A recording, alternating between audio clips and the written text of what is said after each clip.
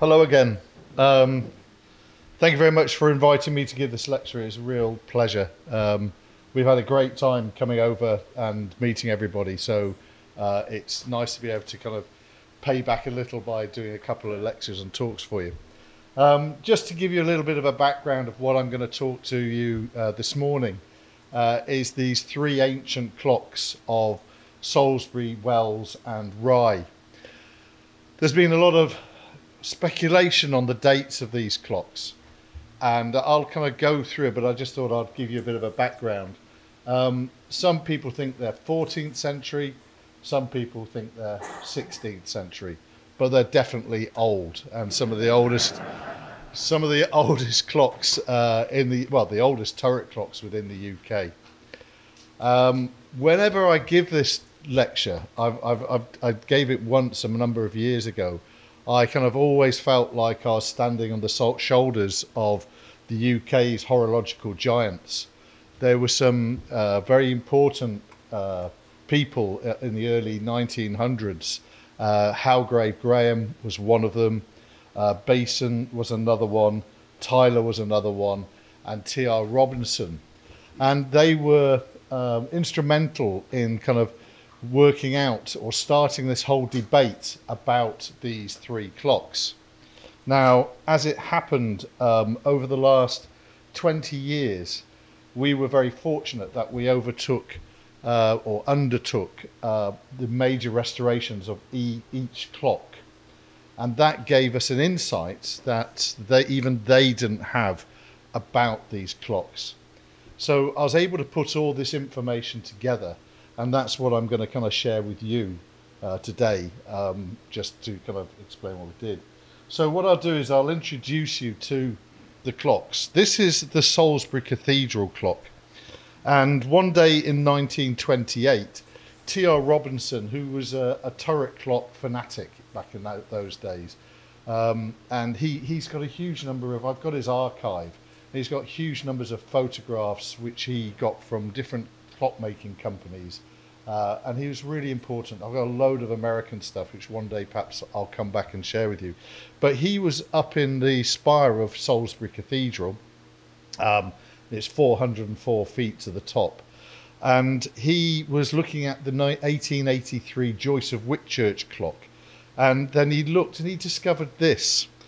So he kind of took some photographs, and this is one of the photographs, the original photographs of it, up in the tower, and he shared them with Halgrave Graham, who had found the Wells Cathedral clock and written about the Wells Cathedral clock.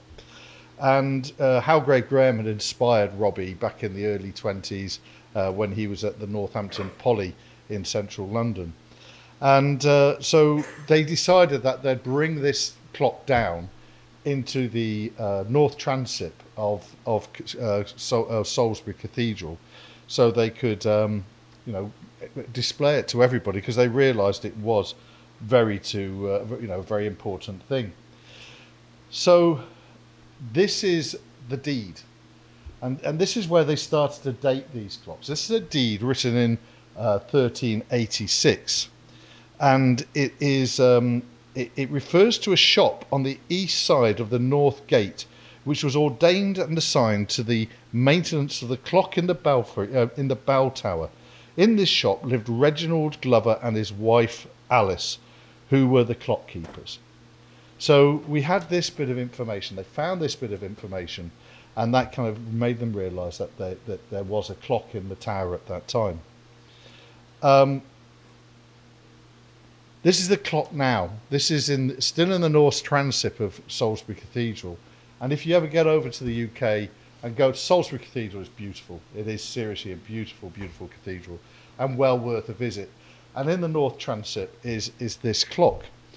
But it's been converted back to virgin foliate in 1956, and this work was undertaken by Smiths of Derby. They kind of, that first photograph showed it how it was, and obviously, like all these old clocks, it had gone through many alterations. But they brought it down. They decided, they realised it was important, and they wanted to take it back to the way it looked when it was first made. So the going train was altered. They did a lot of work. They removed the pendulum. They changed the escapement. They the going train main arbor was shortened. A new escape wheel for a verge was manufactured. A new foliot was manufactured. The barrel was replaced. The winding jacks were removed. Rotten wood was removed. A new winding handle made, and a new hammer lifting arm was made. It was almost a complete rebuild of the clock. The good thing is they kept all the parts. They've got all the parts that they took off still held in storage at Salisbury Cathedral. But I don't think if we were going to if we found this clock today, we would not undertake that type of very invasive restoration. But I think what it was is that Halgrave Graham and Robbie wanted to show to people that this was really important. The workmanship done by Smith of Derby, a big turret clock firm in England, was absolutely superb. The blacksmith who undertook that work was equal to everybody, the people who actually made the clock. So what else do we know? Well, the clock was in the bell tower on the east by the north door of the cathedral, which was demolished in 1790. And we know it drove a dial because we have paintings or there is a painting which I haven't seen, which is dated 1613 and 1633. So this is the Wells Cathedral clock, and we'll show when I go through them all the similarities. This is probably the earliest example of a quarter chiming clock. This is dated 1392. This now is in the Science Museum, and it was moved there in 1884. And it's had a long life. It's been converted from virgin foliot to a recoil escapement, but they haven't changed that. That's as they've left all those conversions in place. Again, Wells Cathedral is absolutely beautiful. Again, it's a place you must go and see. The clock drives an internal dial, and this is the internal dial. It's an astronomical dial. It shows us the age of the moon. It shows the signs of the zodiac. It shows the date. It's all made from wood. It's rather splendid. And again, there's a series of these dials throughout the UK which we're starting to link, which again is we're working on that.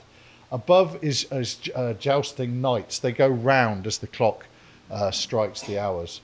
And also we have this little character who sits up in the top of the cathedral, Jack Bamford, who kind of kicks the bells with his heels and hits them on the quarters. It's a rather wonderful thing. And then it drives this beautiful external dial, which has just been fantastically conserved, with these striking jacks outside in 15th century armour. And again, we had a good look at those recently, and they are beautifully made. The armour is a genuine replication of the armour of those days. So it's a brilliant thing. It was used, that old movement was used up until 1835, before it was brought into London. It was in the Paintants Museum before it became the Science Museum. Now, how are these two clocks linked? Well, we come across this chap called Bishop Eargham, and Bishop Eargham was at Salisbury Cathedral between 1375 and 1388. Remember that deed from 1366, and then he moved to Bath and Wells in 1388 to 1400, and we have two clocks which are very similar. So this is how Halgrave Graham and T.R. Robinson made the decision, made the kind of linked them together and said, look, we've got this bishop, we've got these two clocks which are really, really similar. So this is how they started to build up the date of the clock. And then we come to St Mary's Church, Rye. Now, this one, they put a date of 1561 on, and this is where all the confusion starts to happen. This is in the tower, and you can go up. Rye is a beautiful seaside town. It inspired, I've just heard, Duncan's journey into clockmaking, which is wonderful because the 2 seconds pendulum hangs down into the church. So when you go in, you can see this pendulum swinging away and ticking away. It is rather impressive. And it is actually famous for that. It strikes 2 quarter jacks. This is a dial on the outside, which we know were fitted in 1761, but we knew there were quarter bells before then. Now, this date of 1561 is kind of throwing a spanner into the works, really.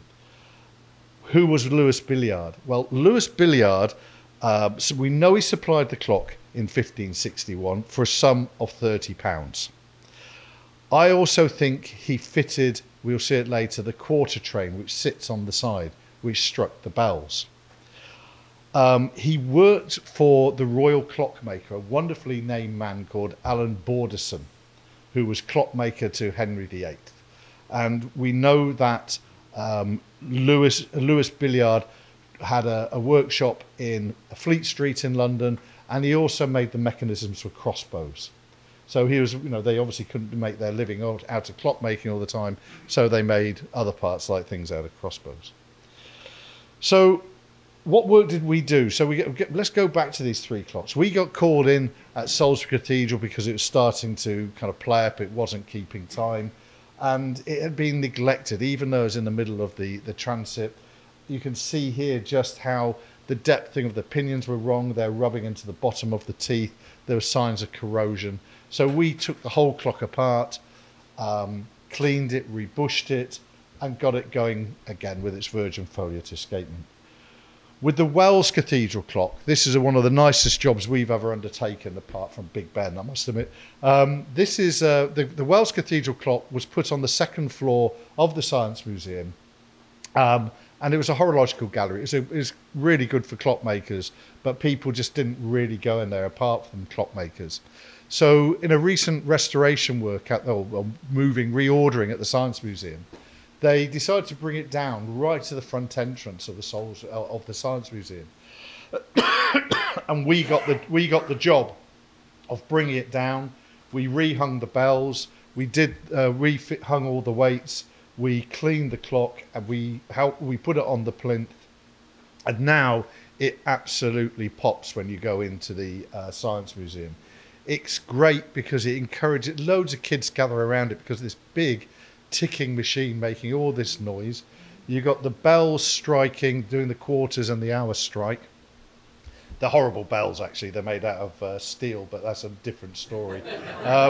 They kind of get kids, and they put a little stand beside it where they kind of get one of those plastic make-your-own clock kits, and the kids come along and put it together, and they're inspired by it. It's the Science Museum's oldest working machine, 1392, and it's something that they're really, really proud of. And putting it down there has made it people more aware of this machine, but also kind of sparked an interest in horology amongst the younger people. And in Rye, this used to be fitted with a great big ugly wooden case, and you can go up the tower at Rye. And so they decided that they'd strip all that case off, put a glass case around it. We fitted automatic winding units which could hide away, and there it is on display for people who go up the tower. The quarter train is the little bit hanging off the side on the right hand side, and that's the part I think Louis Billiard fitted, and we'll go into more detail about that. So as I said, we had this unique opportunity to kind of work on all these clocks and take measurements, photographs, and look for those similarities. I was looking for as many similarities as I possibly could. I've got a friend who is a senior policeman back home, and I was talking to him about this. He said, Keith, if you find 10 similarities in a fingerprint, he says, we say it's a match. So he said, if you can find over 10 proper similarities, you can say that they are from the same school, by the same maker, whatever we want to say. So we started to look at the similarities and the main features in these clocks. And one of the main ones, which you see straight away, and the order of this is left to right, Salisbury, Wells and Rye. So these are the ends of the train bars, these wonderfully wrought iron train bars. And you can see the constellations at the top, the lines, the mortise, the pin, very, very similar. That's one of the first things you notice. And then we have these tenons, which are fire welded onto the top of the frames. Again, the craftsmanship, as we'll see, is excellent for something made out of wrought iron. So again, you've got Salisbury at the top, Wells and Rye as we go down. Very, very similar construction. You know, you can't say that they're not. We then start to look at the foot details. What was one of the main similarities of these clocks? So the corner posts are at 45 degrees, and the bottom strip going around at the bottom of these is vertical. And so again, you can see Salisbury, Wells and Rye, they're the same. We've even took tracings of this kind of OG moulding and compared the three. They're not perfectly the same, but they're very, very, very, very similar. Moving on, and this is where I started to get really, really interested. These are the trifolds, the fleur-de-lis on the end of the crossings of the wheels. And you can see the fleur-de-lis are very similar, but what's got my attention was those crescents in the fleur-de-lis. Now, if this was just a style from that period of putting fleur-de-lis on the wheel crossings, they wouldn't have gone to that attention to detail of putting that little half moon. It's, to me, that's the mark of a craftsman who has his own little thing he likes to do. It's like my 96-year-old father. Whenever he finishes a piece of wood which he's been making, he takes what he calls the arras off, which is the sharp edge on the side, and he does it at a certain angle, and it's, you know, I can see a piece of wood and I can know my dad's planed it. And I kind of think this is, you know, a similar mark to that. So that was one of the things. So I thought, this is looking very like they all came from the same hand. And these are the trifolds. This is how we worked out how they're made. The little sketch on the side where they obviously forged the trifold, then split it, made a chamfer in the wheel, and then forged it over the top. And it's great seeing how fantastic this workmanship is. Again, you know, we're looking 600 years. And then we start to get to the mechanics of it, the fly ratchet, something which is not necessarily that, you know, if they're made by other people, they wouldn't use the same design. This is what I was trying to find. And here you go, the fly fan and the ratchet wheel, the number of teeth on the ratchet wheel were the same. And that's, again, you know, Salisbury, Wells and Rye. So this is starting to add to our, you know, 10 similarities, which are making us think all the time that there's you know, there is this connection. Again, the pinions all fire welded together. A couple have been replaced, we knew that, but it was the octagonal shape, the shroud, which holds the trunnions in place that we started to be interested in. And then coming along, we find the tooth form, the square tooth form. Now, we know these clocks are old. We know that they've been working a long time. And I was amazed at how little wear they had. You know, so they're just a square tooth form. We're running on a trunnion, and I suppose they would lubricate it with, you know, animal fats or whatever they could find. And you know, I was amazed at how little wear there was actually in the tooth form itself. And again, moving on, this is the kind of click work behind the barrel.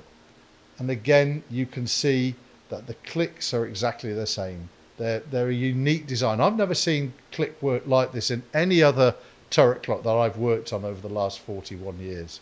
So these three, again, are very unique design to the way they were.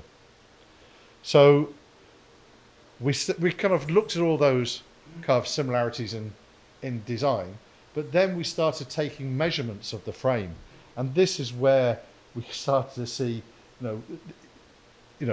again, the sizes are incredibly similar.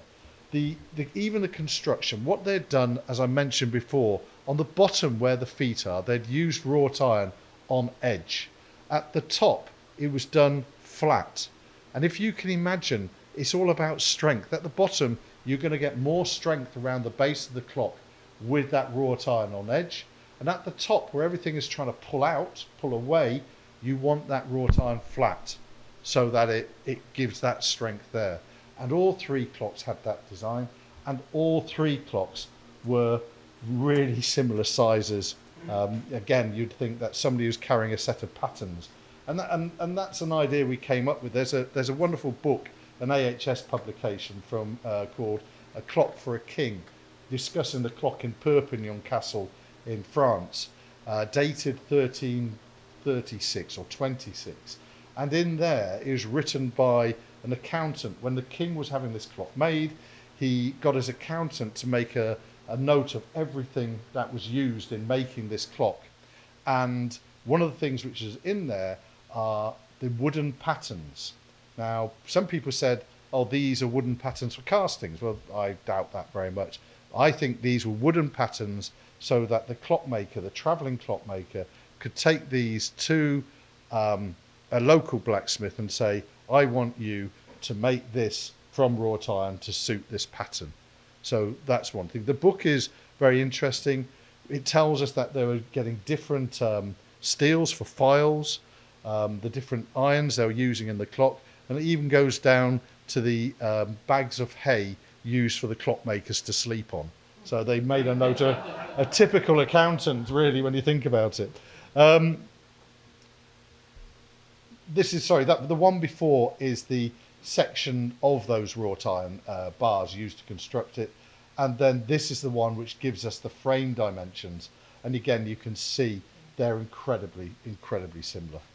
So with all this information starting to come along, I was kind of almost convinced, I was convinced now that all three clocks were made by the same hand, or at least by the same school, by the master and perhaps his apprentice. But I was favouring they were made by one man and his school of clockmakers. Again, we had the opportunity to take the train counts, and we're looking very, very similar train counts, because they are so, this is just all adding more and more information into what we were looking at. And then we went to the Virgin Foliot, and this is the rebuilt Virgin Foliot that Smiths of Derby made in 1956. And you can see that it's the workmanship. The escape wheel is brand new, the foliot's brand new, but it's been so well made you wouldn't tell it apart from the work of 1386. So I just wanted to start to see, if all three clocks at one stage had Virgin Foliot. And there's the foot pedestal, the one at the bottom of the vertical shaft for the Virgin Foliot. So we found that the top one is the new one for Salisbury, but on Wells and Rye you can see the square hole in the same place for the same foot to be fitted. So we knew all of them at some stage had Virgin Foliot escapements. And then we have the count wheels, and again, not only did these have the same design, virtually the same size, but they all had little pins in them which would have released a tune playing machine. So we started to realise that all three clocks at some stage had a tune barrel.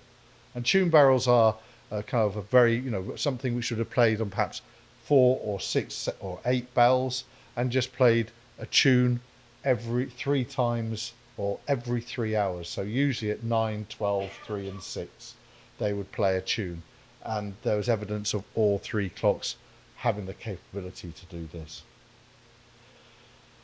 So again, here we go. This is, again, looking at the construction, how the clock was made, and the fire welding. The whole bottom frame, that rectangular frame, is in one piece.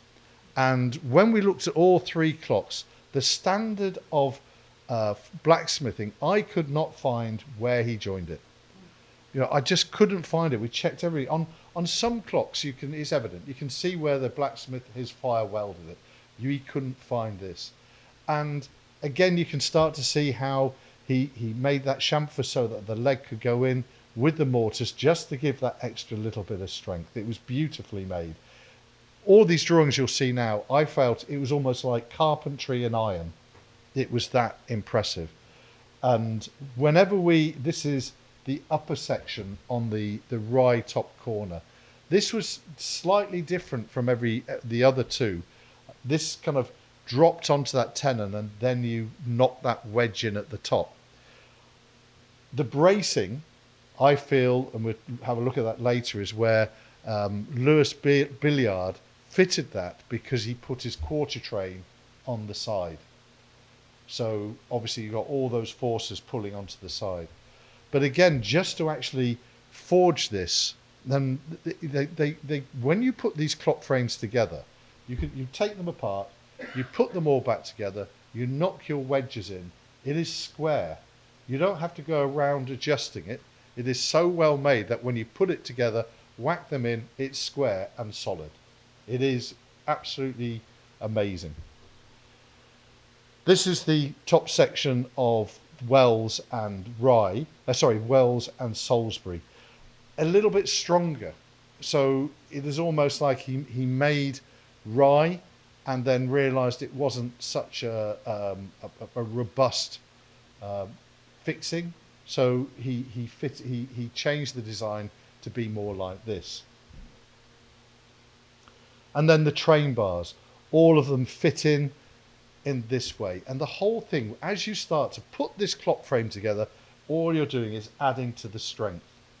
We know that it has a large strike barrel. It must have been striking a big bell. And to strike a big bell, you need a heavy weight.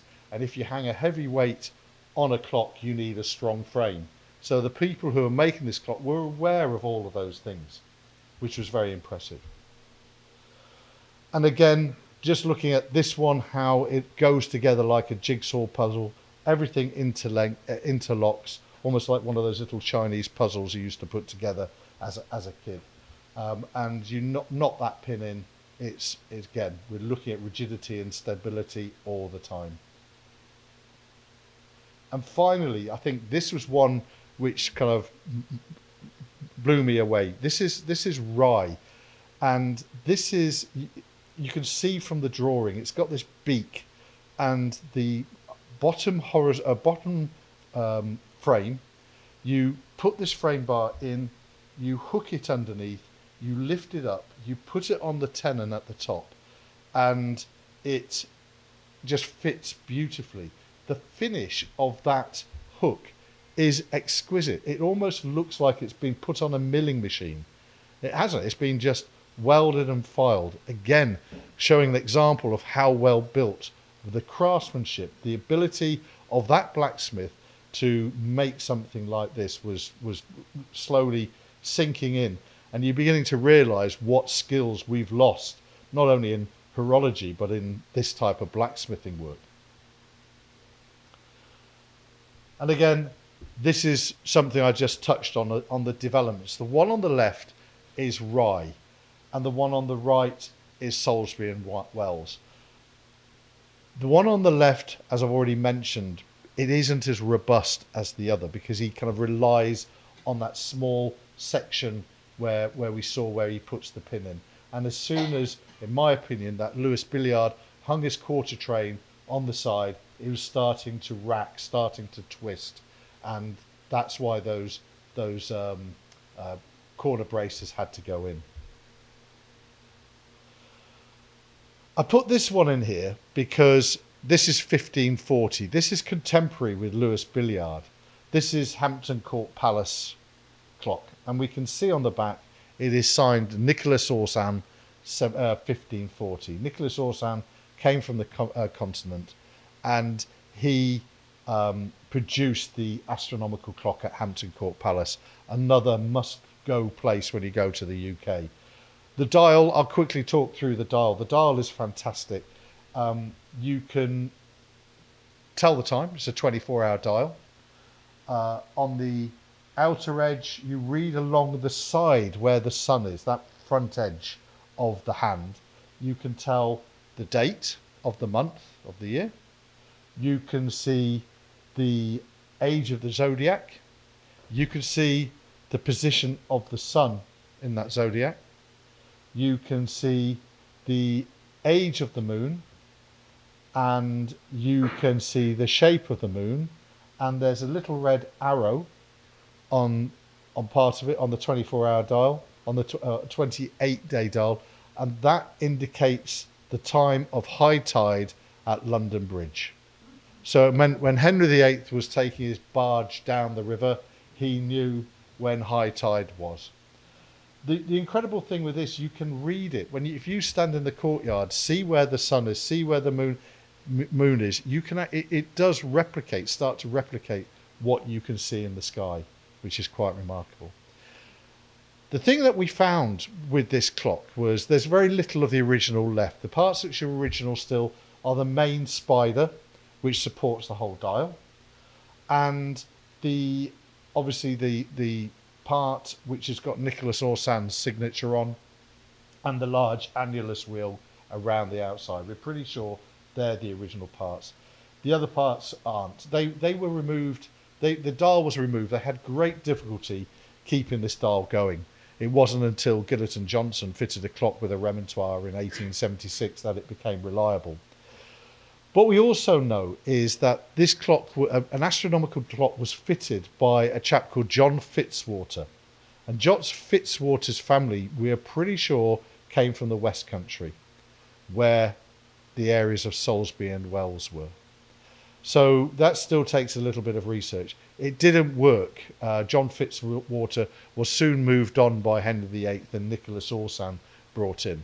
But it just goes to show this is the one which is contemporary with Louis Billiard and Alan Borderson, his master. So what conclusions do we get from this? You've got the three clocks, Salisbury, Wells and Rye. We found over 20 similarities, not the 10 that you have to find in a fingerprint to prove that you've been robbing somebody's house. So I have no doubt whatsoever that these clocks were made by the same hand. But we got these dates, 1386 and 1561. Now you can make two conclusions, but the one which a lot of people are kind of thinking could be possible is that the Rye clock is a second-hand clock. At the time, Henry VIII was quickly turning monasteries into rubble throughout the UK, through the Reformation, and wrought iron was very expensive, and one of these clocks had been removed, brought to Hampton Court, where Alan Borderson, the King's clockmaker, was, where Louis Billiard was his apprentice, and perhaps he brought that clock, put a quarter train in, and sent it to Rye. That is one theory. The other thing is that all three clocks were perhaps made by Borderson, bringing that date up to 1540-60.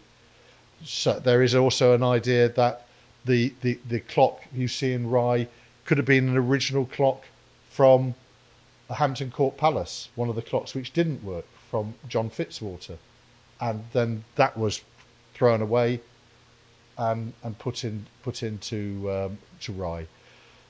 But we know that two of the clocks came from the West Country. We have that charter about the people from 1386. So there's this huge conundrum still. And to make it worse, I found a fourth one.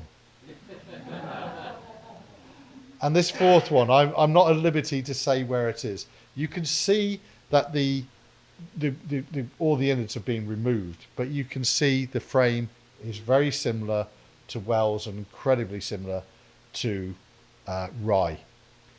This happens to be in the West Country.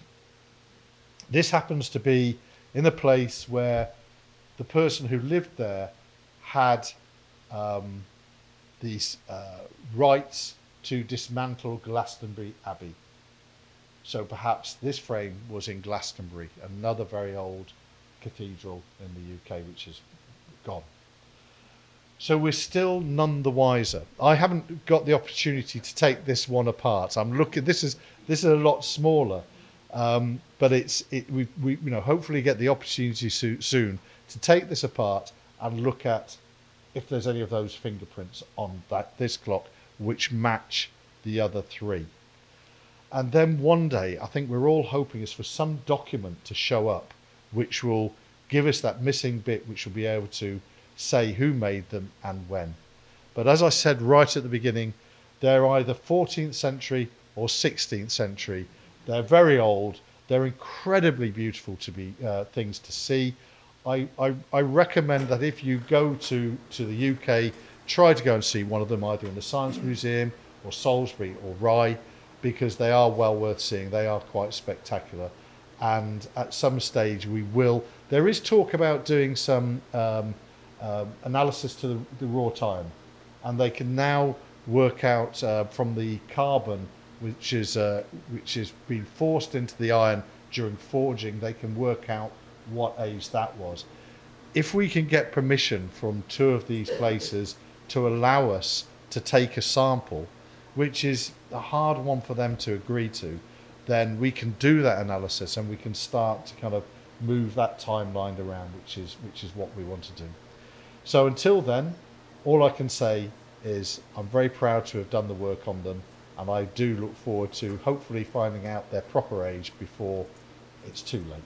Many thanks for listening to me again.